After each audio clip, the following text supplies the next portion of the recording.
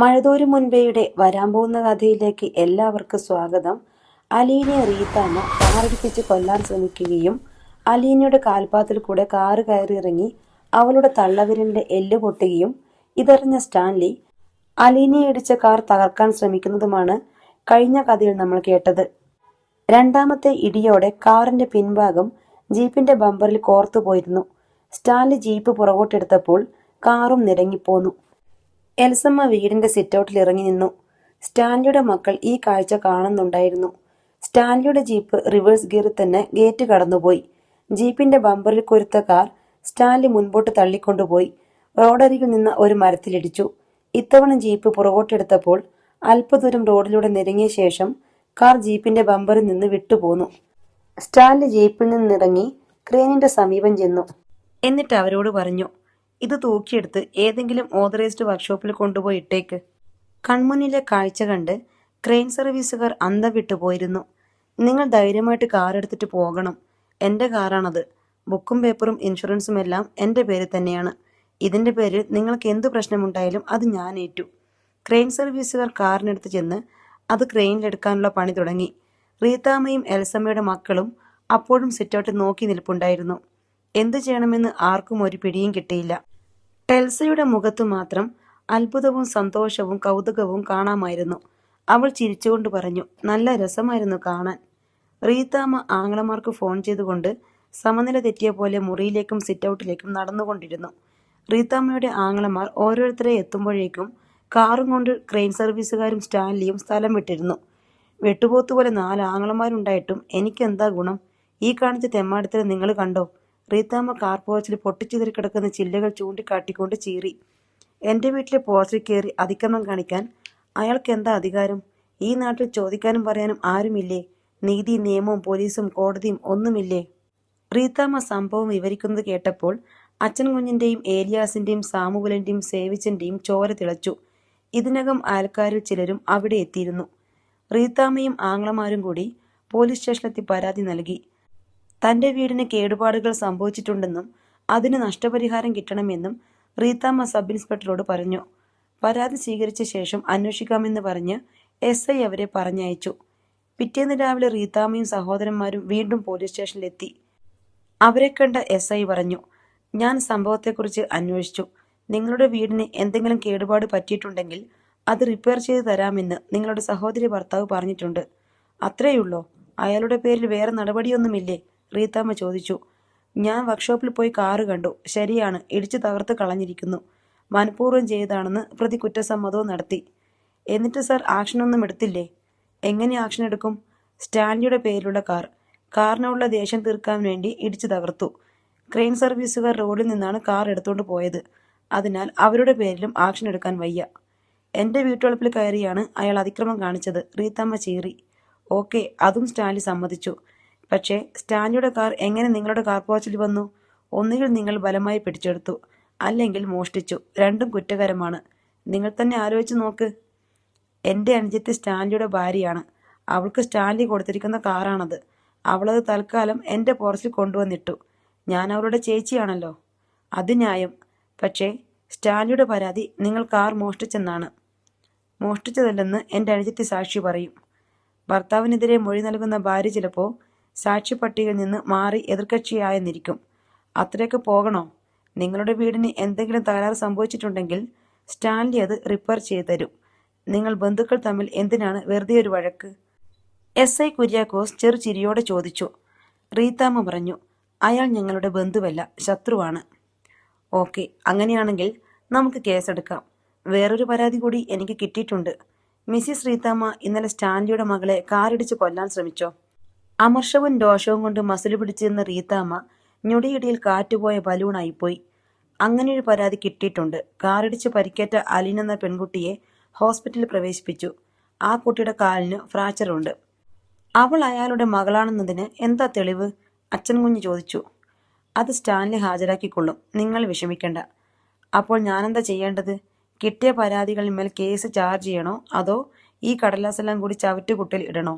നല്ലപോലെ ആലോചിച്ചിട്ട് പറഞ്ഞാൽ മതി. ഏലിയാസ് റീത്താമ്മയെ കണ്ണടച്ച് കാണിച്ചു. സാർ, ഒരു മിനിറ്റ്. സേവിച്ചൻ റീത്താമ്മയെ വിളിച്ചുകൊണ്ട് SIയുടെ മുറിയിൽ നിന്ന് പുറത്തിറങ്ങി. എന്നിട്ട് റീതാമ്മയോട് പറഞ്ഞു, കേസും വഴക്കുമൊന്നും വേണ്ടടി, അതാ ബുദ്ധി.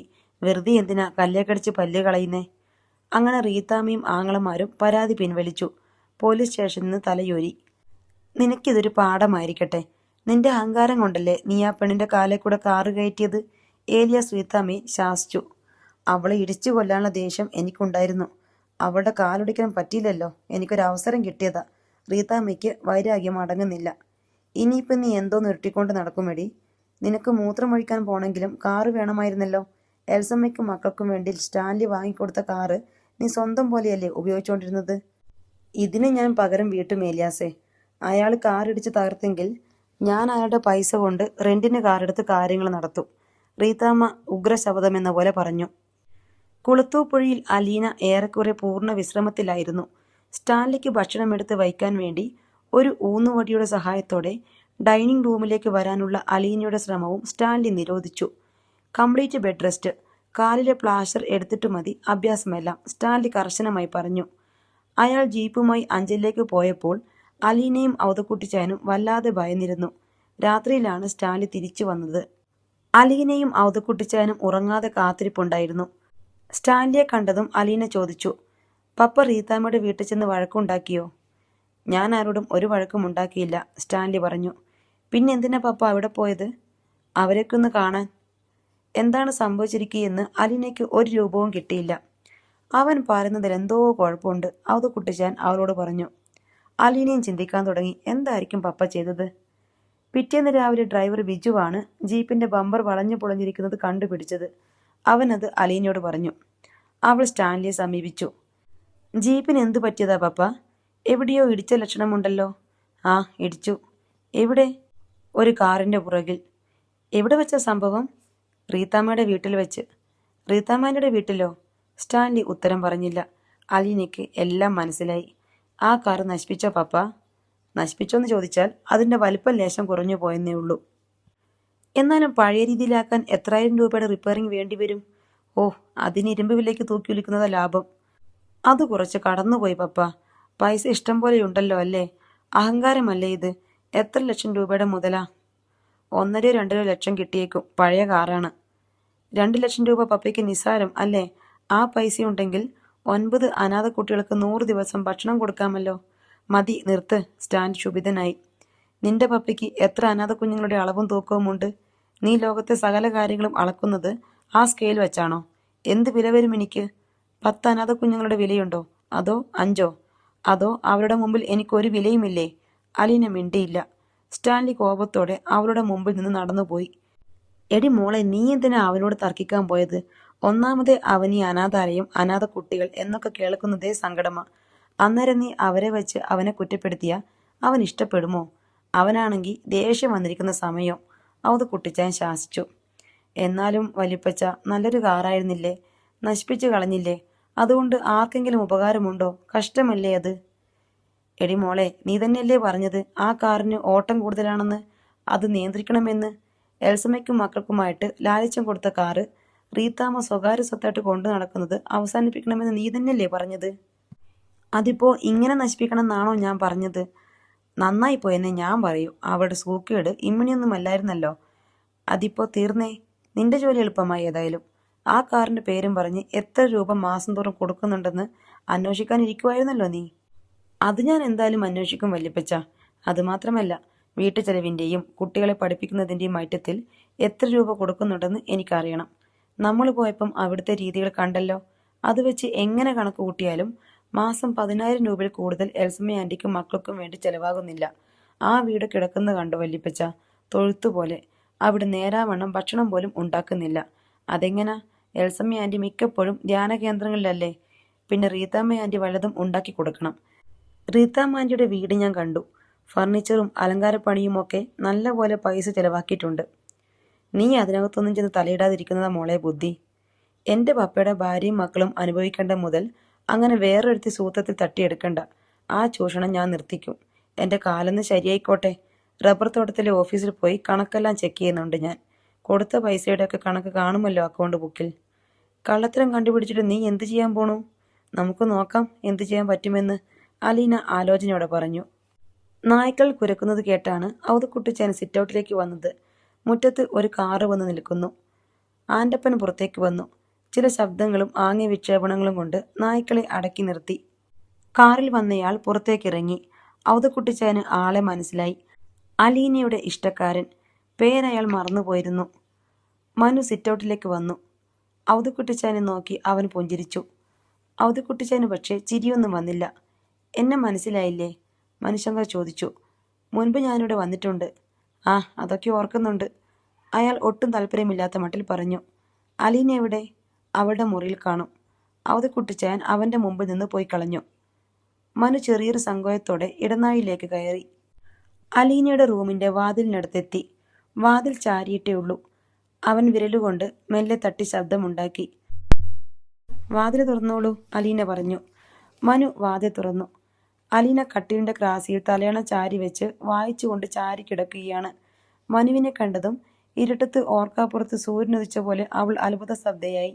അവളുടെ അരികെ നിലത്ത് മുൻകാലുകൾ നീട്ടിപ്പടിഞ്ഞു കിടന്ന 2 നായ്ക്കൾ പൊടുന്നനെ ഗർജിച്ചുകൊണ്ട് മനുവിൻ്റെ നേർക്ക് കുതിച്ചു.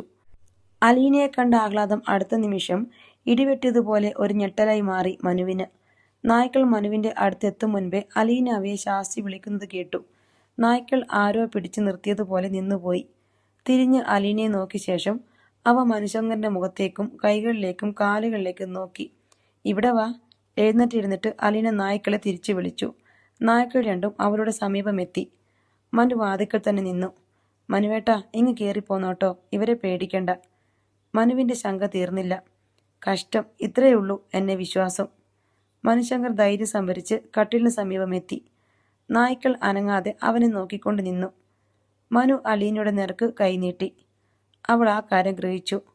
മനുവേട്ടൻ പേടിച്ചോ? പിന്നെ പേടിക്കാതെ. കടുവകളെപ്പോലിരിക്കുന്ന 2 എണ്ണം നേരെ മുമ്പിലോട്ട് ചാടി വീണ നമ്മുടെ ഭൂതവും ഭാവിയും വർത്തമാനവും എല്ലാം കത്തിച്ചാമ്പലായി പോവില്ലേ? സോറി, മനുവേട്ടനാണെന്ന് ഞാൻ അറിഞ്ഞില്ലല്ലോ.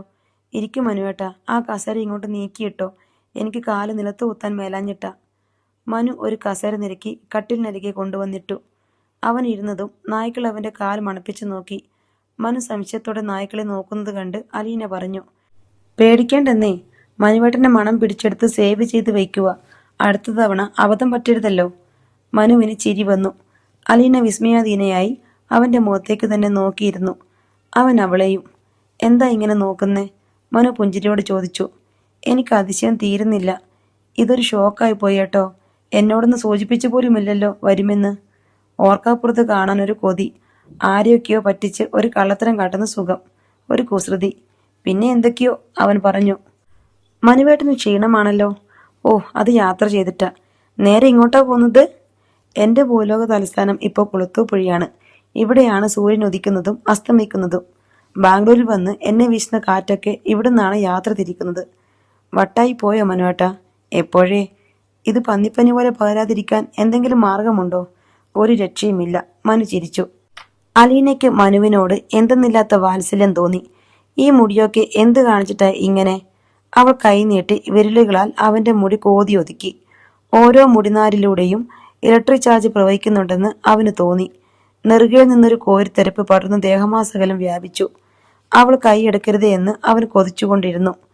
അലീന കൈ പിൻവലിക്കാൻ ഭാവിച്ചതും അവനായി കൈപിടിച്ച് വിരലുകൾക്ക് മീതെ ചുംബിച്ചു. അലീനയുടെ മുഖം അരുണാഭമായി. ഒരു സുഖതാരള്യത്തിൽ മനസ്സ് കുതിർന്നു. അവൾ മെല്ലെ കൈ പിൻവലിച്ചു. എനിക്ക് എണീറ്റ് വന്ന് ഒരു ചായ ഇട്ട് തരാൻ പോലും വയ്യല്ലോ മനുവേട്ടാ. എനിക്കൊന്നും വേണ്ട. ഇവിടെ ഇങ്ങനെ ഇരുന്ന് സംസാരിച്ചാൽ മതി. മനുവേട്ടൻ അച്ഛൻ്റെ അടുത്ത് പോയിരുന്നോ? കഴിഞ്ഞ തവണ വന്നപ്പോൾ ഞാൻ കടപ്പാട്ടൂർ പോയിട്ടുണ്ടായിരുന്നു. രോഹിത് ഹയർ സ്റ്റഡീസിന് വേണ്ടി ബാംഗ്ലൂർ വരാനിരിക്കുകയാണ്. അവൻ എൻ്റെ കൂടെ താമസിക്കാം. എനിക്കവനെ ഗൈഡ് ചെയ്യാനും പറ്റും. ബബിതയോ? അവളിപ്പം എറണാകുളത്താ. അലീനയെ അവൾ വിളിക്കാറില്ല അല്ലേ? ഇല്ല, അവളുടെ ഫോണും നമ്പറും എല്ലാം മാറി. രോഹിത്തിനോട് നമ്പർ വാങ്ങി ഞാൻ വിളിച്ചിട്ട് ഒരു തവണ പോലും അവൾ ഫോൺ എടുത്തില്ല, തിരിച്ചു വിളിച്ചുമില്ല. രോഹിത് എന്നോട് പറഞ്ഞു അവൾ പെട്ടെന്നൊരു സ്വാതന്ത്ര്യം കിട്ടതുപോലെ ആയിട്ടുണ്ട് കാര്യങ്ങളെന്ന്. അവളെ ആരും ചോദ്യം ചെയ്യാൻ പാടില്ല, അവളുടെ കാര്യങ്ങളിൽ ഇടപെടാനും പാടില്ല. അങ്ങനെ ചില പിടിവാശികൾ. അച്ഛനും അമ്മയും തമ്മിലുള്ള വഴക്കിൽ നിന്ന് മക്കൾ മുതലെടുക്കുന്നതിൻ്റെ ഉദാഹരണമാണ് അവളുടെ ഇപ്പോഴത്തെ ദുസ്വാതന്ത്ര്യം. അമ്മ പറഞ്ഞാൽ കേൾക്കില്ലേ ബബിത? അലീന ചോദിച്ചു. ജയന്തി ആൻറ്റിക്ക് അങ്കിളിൻ്റെ മുൻപിൽ ജയിക്കാൻ വേണ്ടി മക്കളെ കരുവാക്കാനും മടിയില്ലല്ലോ. മക്കൾ അങ്കിളിന്റെ ചൊൽപ്പടിക്ക് നിൽക്കരുതെന്നേ ഉള്ളൂ. ബബിതയ്ക്ക് നല്ലൊരു ചേഞ്ച് വന്നതായിരുന്നു. അത് പ്രോത്സാഹിപ്പിക്കാൻ ആളുണ്ടായിരുന്നെങ്കിൽ അവൾ എല്ലാവരേക്കാൾ മിടുക്കിയായേനെ. അലീന പരിതപിച്ചു. എനിക്കൊന്നും ചെയ്യാൻ നിവൃത്തിയില്ലല്ലോ. അതുപോട്ടെ, ഇവിടുത്തെ കാര്യങ്ങളൊക്കെ എന്തായി? ചെയ്യാൻ മനസ്സിൽ കണക്കുകൂട്ടിയതൊക്കെ കഴിഞ്ഞില്ലേ? ഒരു തോൽവി പറ്റി മനുവേട്ട. പപ്പയുടെ ഭാര്യയും മക്കളെയും ഇവിടെ എത്തിക്കാനും അവരെ ഒന്നിപ്പിക്കാനും കഴിയുമെന്ന് വിചാരിച്ചത്. അത് നടന്നില്ല. നടന്നില്ലെന്ന് മാത്രമല്ല, നമുക്ക് നടക്കാൻ പറ്റാതെയുമായി, അല്ലേ? അലീന ചിരിച്ചു. അത് സാരമില്ല, എൻ്റെ കാലൊക്കെ പെട്ടെന്ന് ശരിയായിക്കോളും. നമ്മുടെ കാര്യം എങ്ങനെയാ? ഞാനങ്ങ് തുറന്നു ചോദിക്കുക. എനിക്ക് വയസ്സ് 27 കഴിയുന്നു. നിനക്ക് 24. ഇങ്ങനെ പോയാൽ മതിയോ? ഞാൻ ഒരിടത്തും എത്തിയില്ലല്ലോ മനുവേട്ട. ഇത്രയൊക്കെ എത്തിയാൽ പോരെ? അലീനയുടെ മൗനം മനുശങ്കറിനെ ആശങ്കാഭരിതനാക്കി. പപ്പ സമ്മതിക്കില്ലെന്ന ഭയമാണോ? പപ്പയെ കൊണ്ട് സമ്മതിപ്പിക്കണം. എങ്ങനെ? അതിന് കുറച്ച് ക്ഷമയും കാത്തിരിപ്പും വേണ്ടി വരും മനുവേട്ട. അലീനയ്ക്ക് പറഞ്ഞുകൂടെ, എനിക്ക് കല്യാണം മതി, ഇയാളെ മാത്രം മതി, സ്വത്തോ പണമോ സ്വർണമോ മറ്റ് ആഡംബരങ്ങളോ ഒന്നും വേണ്ടാന്ന്? ഞാനത് പറഞ്ഞിട്ടുണ്ട്. എന്നിട്ട് സമ്മതിക്കുന്നില്ലെങ്കിൽ നമ്മൾ അടുത്ത മാർഗം നോക്കണം. ജീവിതം ഒന്നല്ലേ ഉള്ളൂ. അച്ഛനമ്മമാരുടെയോ മറ്റാരുടെയെങ്കിലുമോ പിടിവാശിക്ക് ബലിയിടാനുള്ളതല്ലല്ലോ അത്. കുറച്ചുകൂടെ സമയം വേണ്ടി വരും മനുവേട്ട. എത്ര നാൾ? ഒരു കാലാവധി പറയാൻ പറ്റുമോ? ഞാൻ എങ്ങനെ കാലാവധി പറയും? ഇപ്പം പപ്പയ്ക്ക് ഞാനേ ഉള്ളൂ. പപ്പയെ ഉപേക്ഷിക്കാൻ പറ്റില്ല എനിക്ക്. അതുകൊണ്ടാ പറഞ്ഞത്, പപ്പയ്ക്കൊരു മനമാറ്റം ഉണ്ടാവുന്നത് വരെ. മനമാറ്റം ഉണ്ടായില്ലെങ്കിൽ വേറൊരാളിൻ്റെ കൂടെ എനിക്കൊരു ജീവിതമില്ല. അതിൽ കൂടുതൽ എന്തു പറയും ഞാൻ? മനു എഴുന്നേറ്റു. കൈകൾ ജീൻസിന്റെ പോക്കറ്റിൽ തിരികൊണ്ട് മുറിയിലൂടെ ചിന്തിച്ചുകൊണ്ട് നടന്നു. ഒടുവിൽ അലീനയുടെ മുൻപിൽ വന്ന് നിന്ന് ചോദിച്ചു, ഞാൻ എന്തു ചെയ്യണം? ഒരു നിമിഷം ചിന്തിച്ചതിന് ശേഷം അലീന പറഞ്ഞു, എനിക്ക് വേണ്ടിയിട്ട് കാത്തു നിൽക്കണമെന്നൊന്നും നിർബന്ധിക്കാൻ വയ്യല്ലോ. മനുവേട്ടൻ്റെ ഇഷ്ടം പോലെ ചെയ്യാം. വേറൊരാളെ കല്യാണം കഴിക്കണമെങ്കിൽ അതും.